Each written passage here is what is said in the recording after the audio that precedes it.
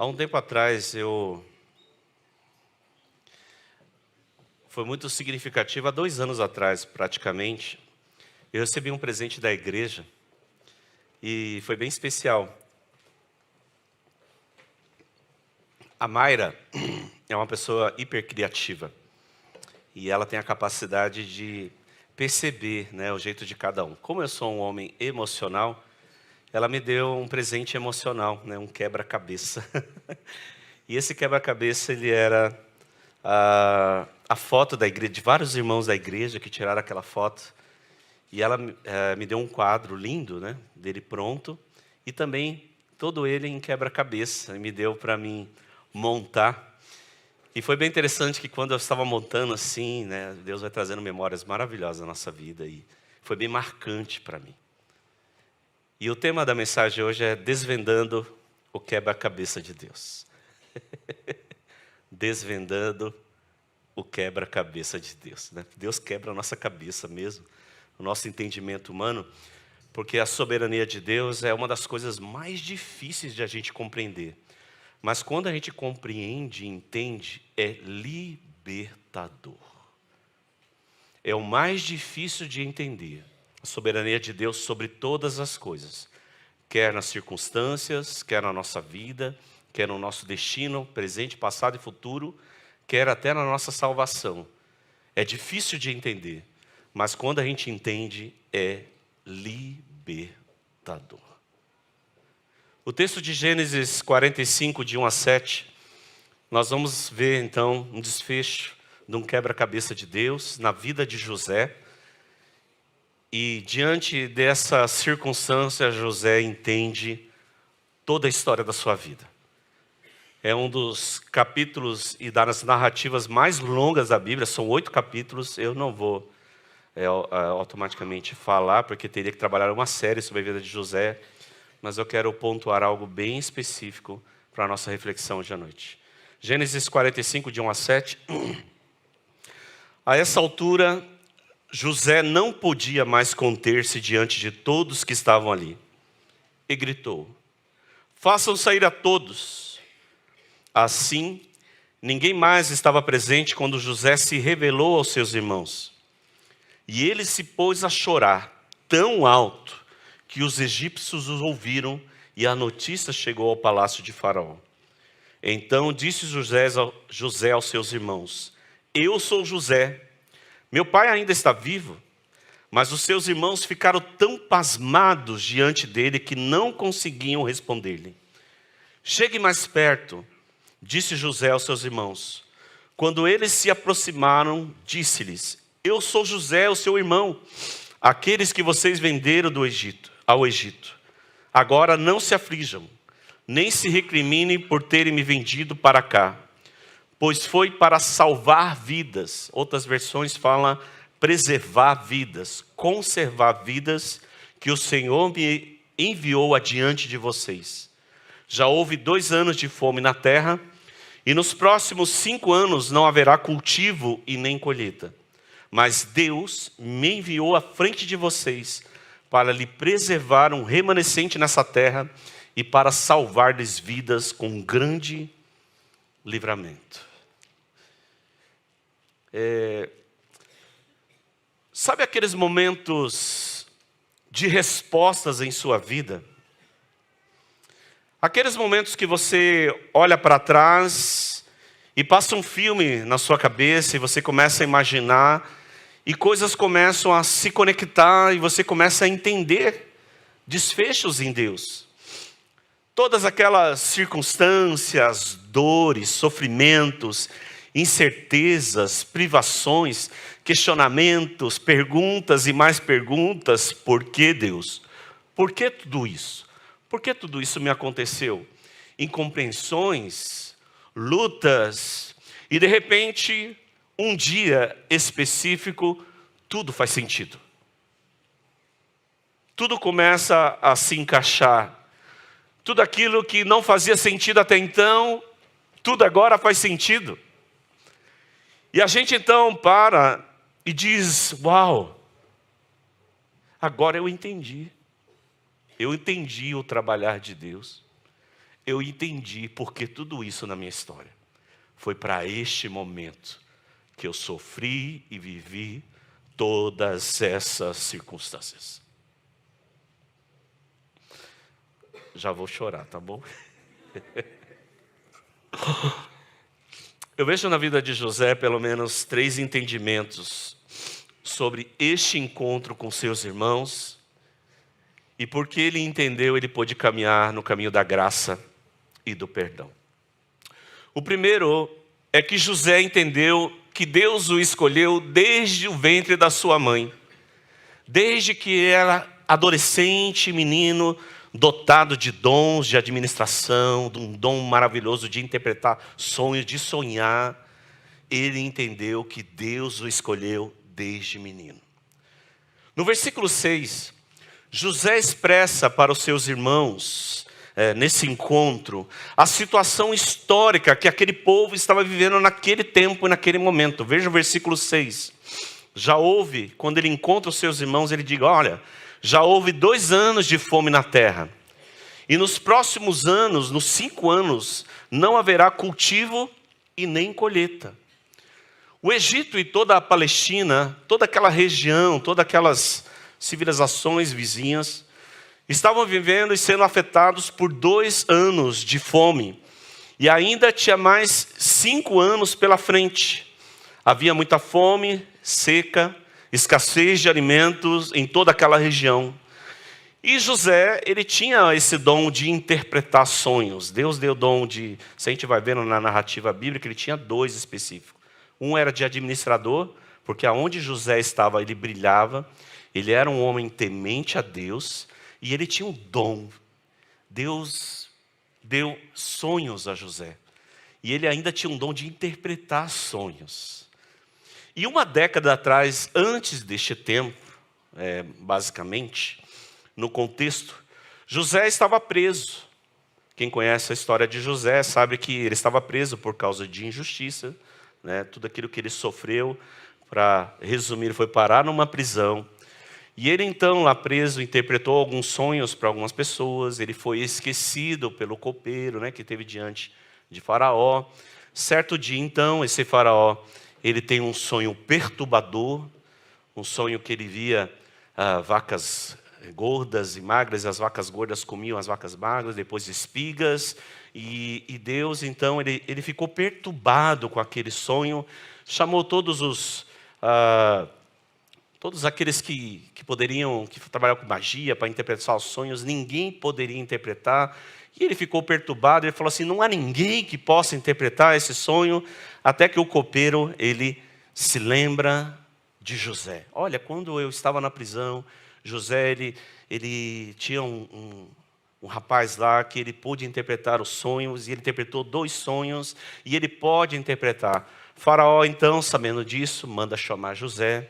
E José, então, ele traz essa interpretação. E a interpretação dos sonhos, José, ele diz, olha, 7 anos de vacas gordas, 7 anos de vacas magras, espigas, enfim. Ele fala que isso será um tempo de grande abundância sobre o Egito, grande prosperidade, aonde o Senhor derramará, né, vacas gordas. Porém, depois dos 7 anos, haverá 7 anos de vacas magras, aonde haverá grande seca, fome e escassez.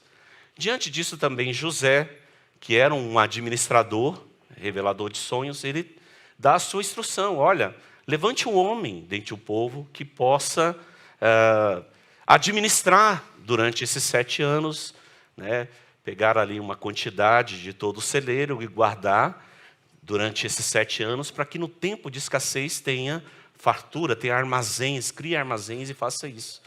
E Faraó, diante daquela visão, vendo que ele era um homem de Deus, alguém usado pelo Senhor, e já deu a sugestão de administração, ele falou, então você é esse homem.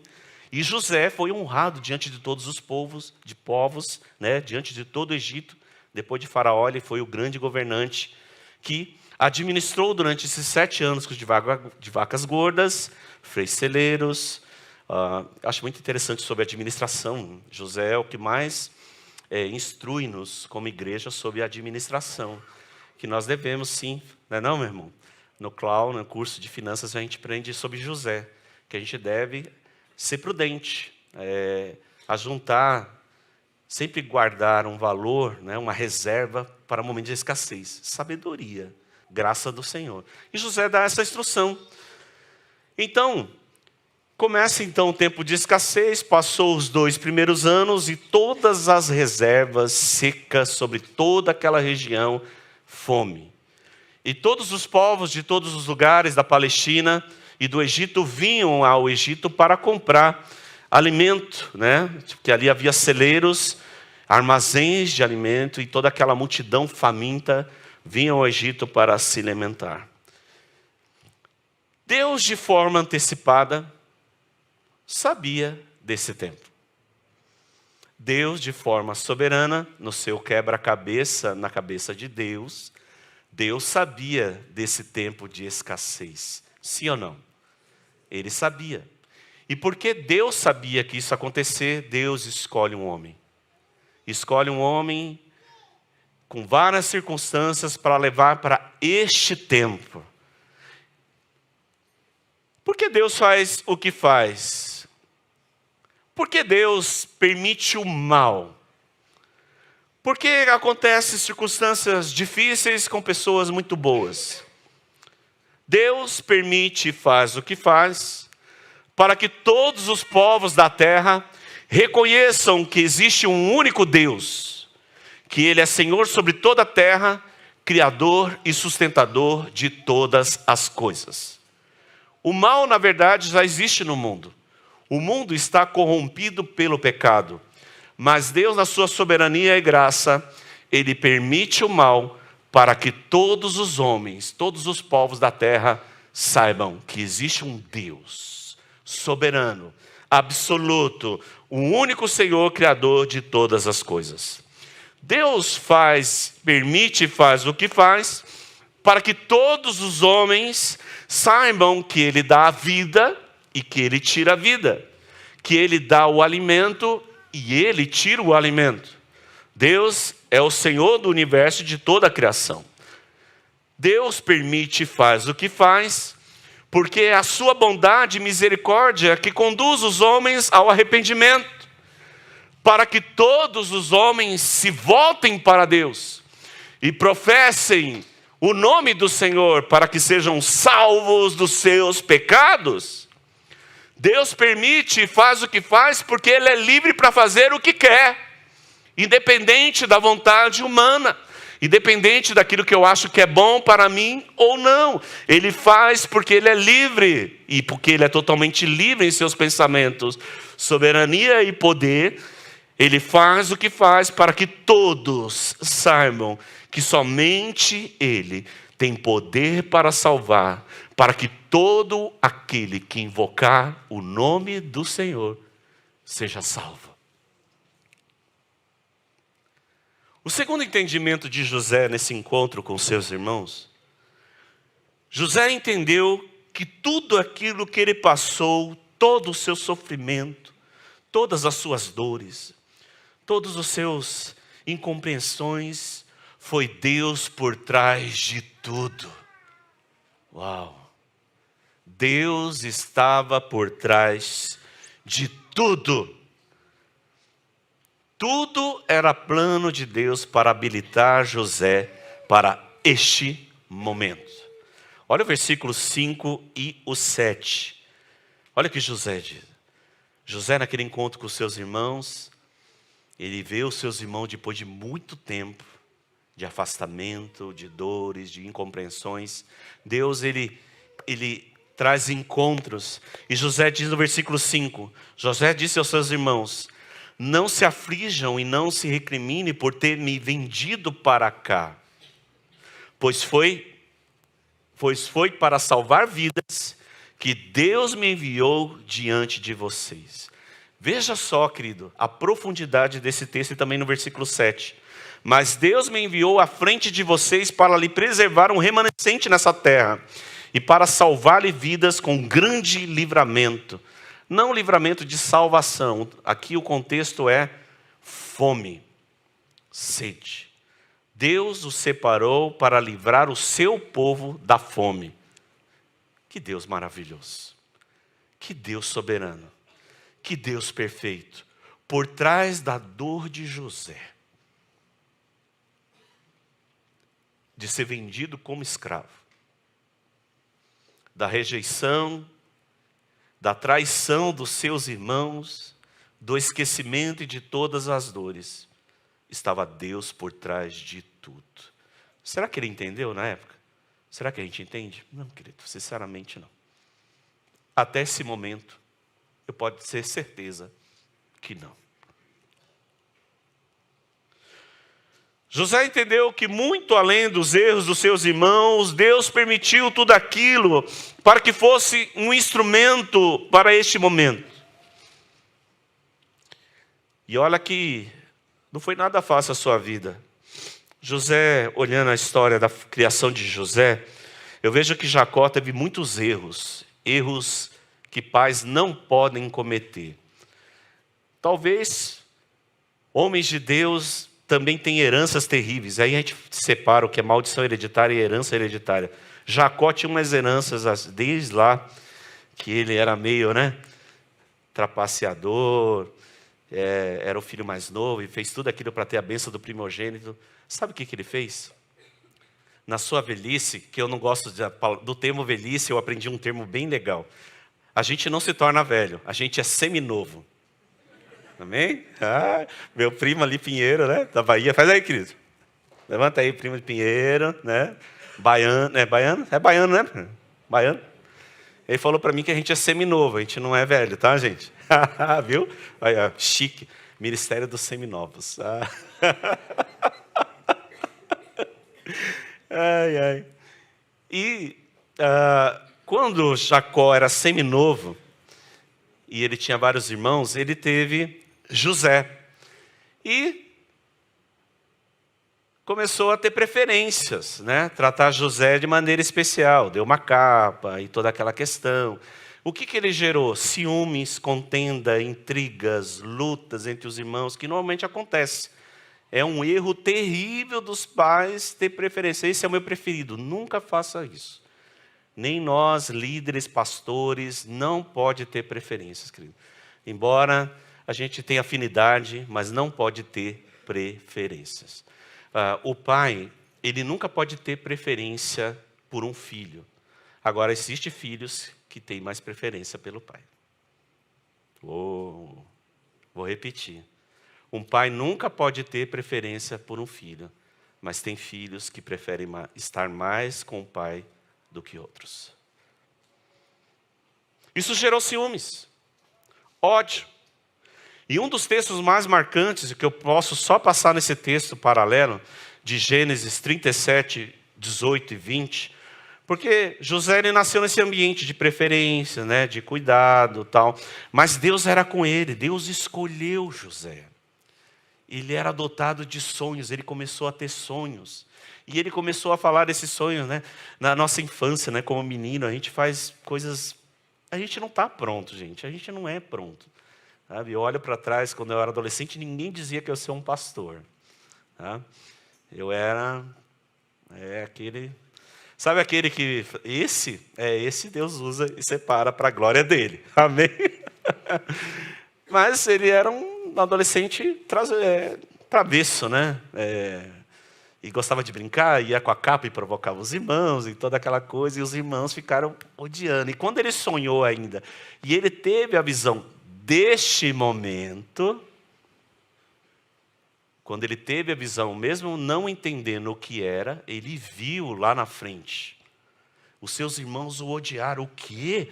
Nós vamos nos prostrar diante de você. E toda aquela visão que ele teve das estrelas e tal, das espigas. Gênesis 37, 18 a 20 vai dizer que esses sonhos começou a gerar conflito e mais ódio entre os irmãos, ao ponto de eles quererem matá-lo. 37, 18 a 20, mas eles viram José e antes que chegasse planejaram matá-lo. Lá vem aquele sonhador, diziam uns aos outros. É agora, vamos matá-lo e jogá-lo num desses poços. E diremos que um animal selvagem o devorou.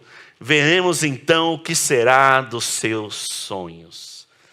Os irmãos, Tem muito irmão que é matador de sonhos, não é verdade? mata, né? Mas os sonhos de Deus jamais vão morrer, né? Aquela música maravilhosa, né? Os sonhos de Deus jamais. Não desiste, não pare de lutar, não pare de adorar. Os sonhos de Deus jamais vão morrer. No versículo 5 de Gênesis 45, José diz, olha o que José diz aos seus irmãos nesse encontro. Depois de todo esse tempo, foi vendido como escravo, passou todo aquele sofrimento. Olha as palavras de José quando ele entendeu todo o processo da sua vida. Os irmãos ficaram apavorados quando ele se revelou. Ele falou assim, ele vai nos destruir agora, vai no mínimo nos prender, nos eliminar a nossa vida. Já viu quando você chega, eu acho muito interessante em velório, né? O crente é tremendo, gente. Às vezes a gente chega para consolar a pessoa e a pessoa que está nos consolando, olha, fica tranquilo. Né? A gente fica mais triste com a pessoa que perdeu a pessoa, parece uma graça de Deus, né? A pessoa que está nos consolando. Parece que foi exatamente isso que José fez aqui. Ele fala, ó, não se aflijam, calma. Foi Deus que me enviou adiante de vocês para cá. Ele viu que tudo era plano de Deus. Esses dias, eu estava pensando sobre um dia específico na minha vida, quando eu estava na PIB, né, na primeira igreja batista.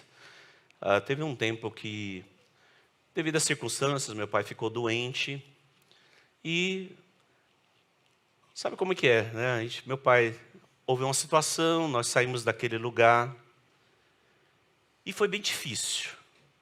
Meu pai pastor, né, durante 15 anos, deixou tudo para trás para ser pastor e, de repente, se via fora do ministério. O tempo dele chegou e Deus é soberano, Deus não se engana no tempo. O tempo acabou. Mas, para nossa família, alguns ficaram muito mais sensibilizados. Porque toda saída não é fácil, gente. Sabe? A gente não entende.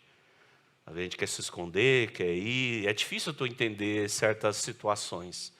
Mas Deus sempre está por trás de tudo. Dessa saída nasceu uma comunidade que a gente viveu experiências maravilhosas. Foi uma das maiores experiências que eu tive com Deus, foi nesse tempo. Assim, de grandes experiências com o Senhor. Dali o Senhor me tirou. E de lá o Senhor nasceu a Igreja Batista Central. E eu fico pensando, né? Será que a igreja existiria se eu não tivesse saído de lá? Porque Deus continuou o ministério. E hoje, uma igreja abençoada dessa. Eu olho para cá e falo, eu entendi, porque tudo aquilo nos aconteceu lá atrás. Porque de maneira, vamos ser aqui batistas, né? A maioria aqui não é batista raiz, mas vamos ser sinceros. Se fosse num caminho batista tradicional, no formato, eu nunca seria um pastor. Nunca. Por quê? Teria que fazer seminário, toda aquela coisa e tal. E eu comecei a igreja por uma obediência a Deus. Deus falou para implantar essa igreja. Mas tudo estava de acordo com o quebra-cabeça de Deus. Um dia também, depois de 30 anos de profissão, um salão que eu implantei maravilhoso, de repente tudo virou. Eu estava no ápice assim, ó, maravilhoso, estava tudo bem. E de repente, do nada, tudo virou, as coisas viraram, tudo virou contra e Deus falou, basta. E literalmente me expulsou para fora. Na hora doeu muito. Mas eu entendi que tudo aquilo era a vontade do Senhor. Tinha que ser daquela forma. Pô, sai! Porque senão eu não saía, gente. Deus sabe como age na nossa vida. Com certeza José não entendeu nada, mas Deus estava por trás de tudo. Foi Deus que me enviou adiante de vocês. Foi Deus que me expulsou. Vocês não me expulsaram, não me venderam. Foi Deus que me enviou para cá. Entendimento muito superior. E é nesse lugar que nós devemos estar, para ser livres em Deus. Deus escolhe meninos difíceis para transformar em homens transformados para a sua glória. Deus usa as situações contraditórias para habilitar os seus escolhidos para os seus propósitos de antemão. Nunca, e normalmente nunca, é da forma que nos agrada. Às vezes dói, machuca, nos desconstrói, nos leva aos limites. Deus primeiro nos desconstrói para depois reconstruir. Deus nos abate para depois nos exaltar. Deus nos humilha para depois nos levantar. Vou além. Deus, Ele te fere para te curar. Deus, Ele te machuca, humilha, permite injustiças para o deixar mais fortes, autênticos, convictos, habilitados para toda a boa obra. Deus forma homens corajosos em tempos ruins. Tempos bons geram homens fracos. Tempos ruins geram homens fortes. Deus leva tempo para fazer de repente. Que legal. Deus leva tempo para fazer de repente. 40 anos para Deus é como um dia. 1000 anos como um dia. E um dia como 1000 anos. Deus leva tempo para fazer, de repente, tudo se encaixa. Uou! Eu entendi, Deus. Eu entendi tudo.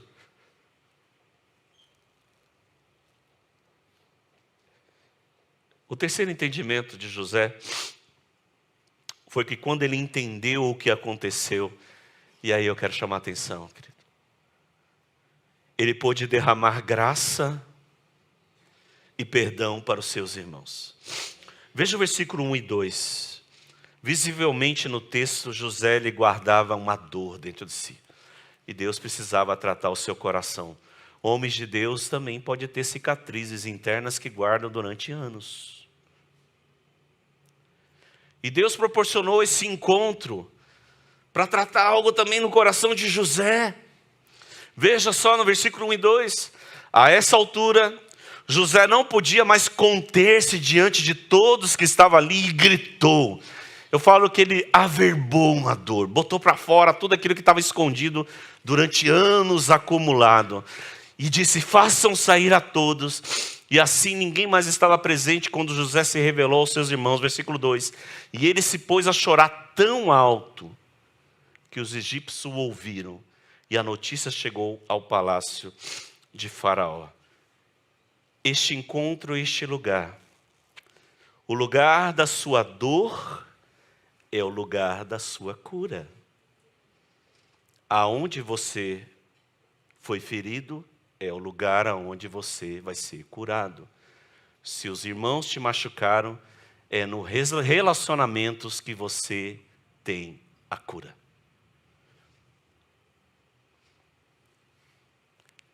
Jesus disse, quando tiver alguma coisa com o irmão, vai entre ti e ele só. Princípio. Olho no olho.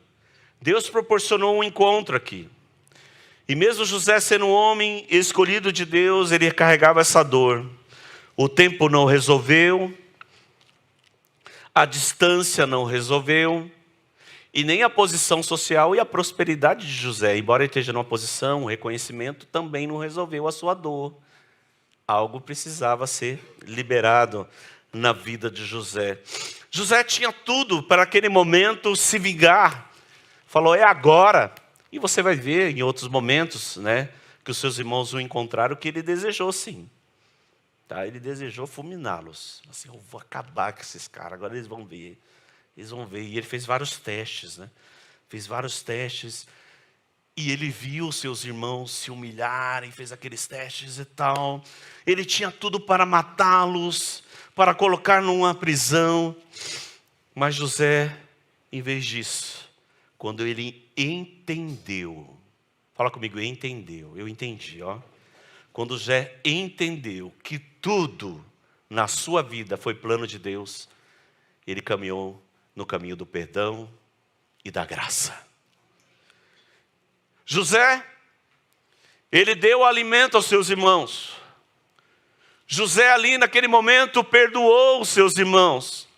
E mais do que isso, José derramou graça sobre os seus irmãos, porque além de perdoar, alimentá-los, ele convidou os seus irmãos a viver no seu palácio para sempre.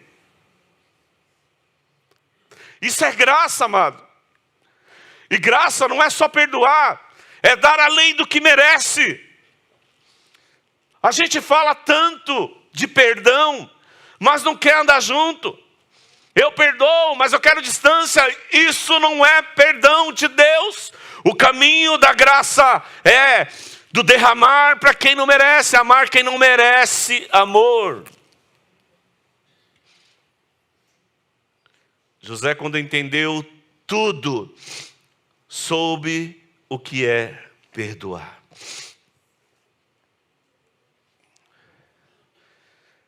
Deus naquele tempo trouxe fome e sede de água para todo aquele povo.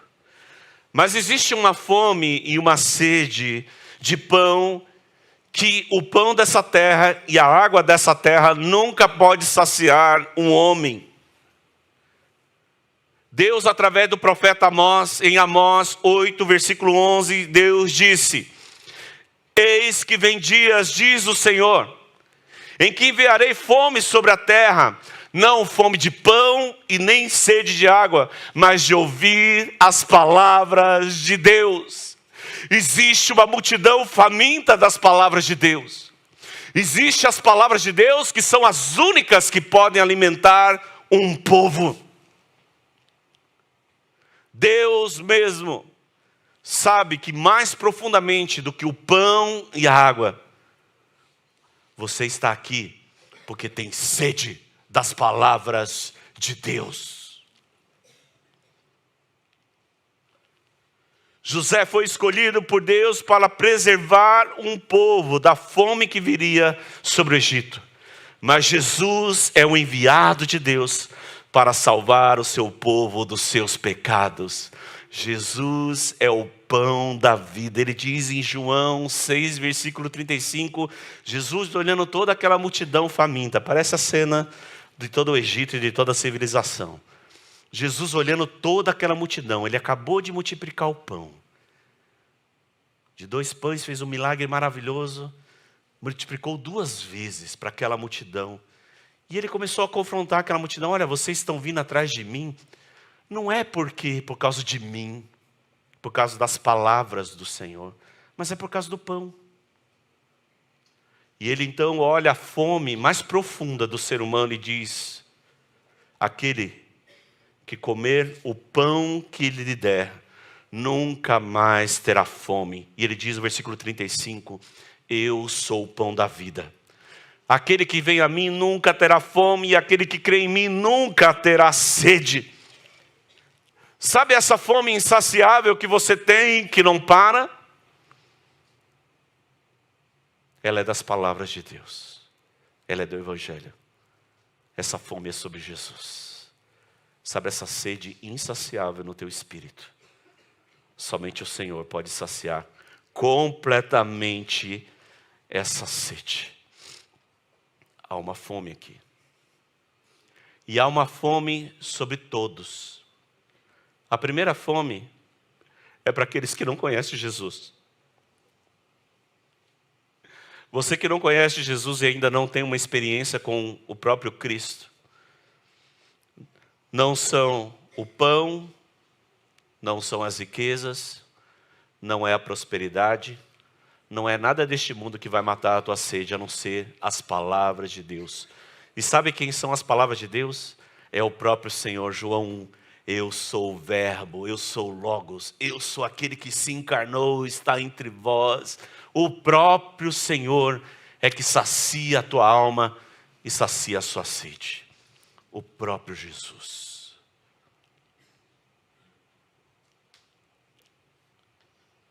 E para você que encontrou Jesus, para nós, os filhos de Deus, Ele tem um pão para nós a cada dia. Um pão nosso de cada dia. As palavras de Deus para cada dia. Deus tem uma palavra que não se cansa, que não se cessa. Isso aqui é uma coisa insondável.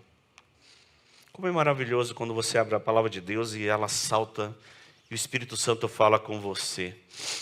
E o interessante é que quando Jesus ele fala do pão nosso de cada dia, essa oração, o contexto está num lugar que a maioria dos crentes não cultiva mais. O lugar secreto. O lugar de intimidade. Um lugar de alimento. Está com fome? Corre para o quarto, querido. Sacia-se do pão da vida e da água da vida. Ore no secreto, esteja o teu tempo com o Senhor. É lá no secreto, no lugar de intimidade, que você vai se manter saciado e alimentado a tua alma. É no secreto que você tem as respostas que você precisa.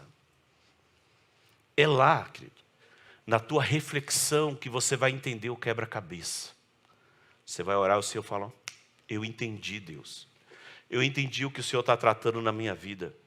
Eu entendi. Quando você entende, você é um agente, você não reage, você tem uma atitude, uma nova atitude em Deus. É lá no secreto que você tem que averbar as suas dores, rasgar o seu coração. Olha, mandar todo mundo sair, gritar diante de Deus, falar, Deus, tem misericórdia de mim. É na intimidade que você tem as orientações corretas do Senhor. As respostas adequadas. É no secreto que você se fortalece contra e fica livre das tentações, porque a oração do Pai Nosso, Pai, livra-nos das tentações. É no secreto que você está debaixo da potente mão de Deus. É no secreto que Ele te habilita para ser um agente de Deus para este tempo, para este momento.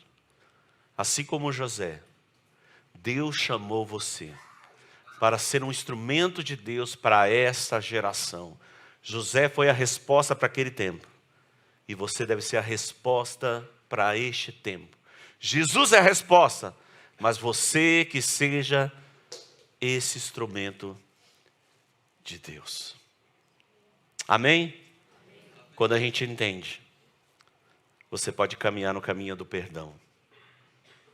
Quando eu entendo o que Jesus fez por mim, o quanto Ele foi humilhado, o quanto Ele sofreu, o quanto Ele foi rejeitado.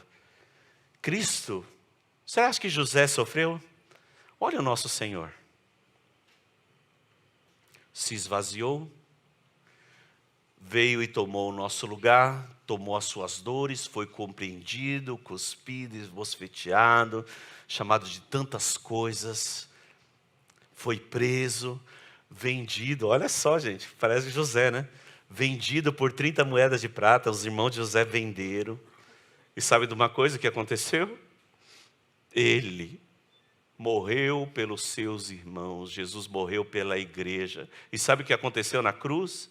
Deus nos perdoou e derramou sobre nós a sua graça.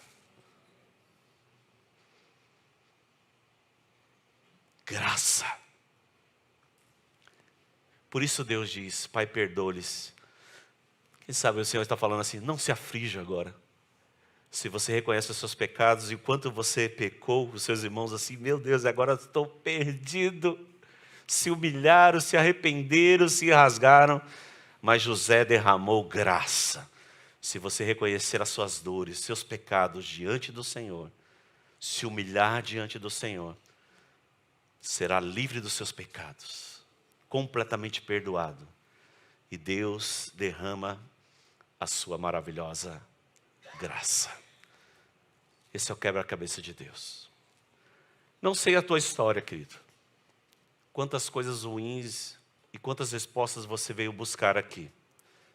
Mas saiba que por trás dela, todas elas, está Deus. E é em Deus que você encontra essa resposta. Feche seus olhos, vamos orar.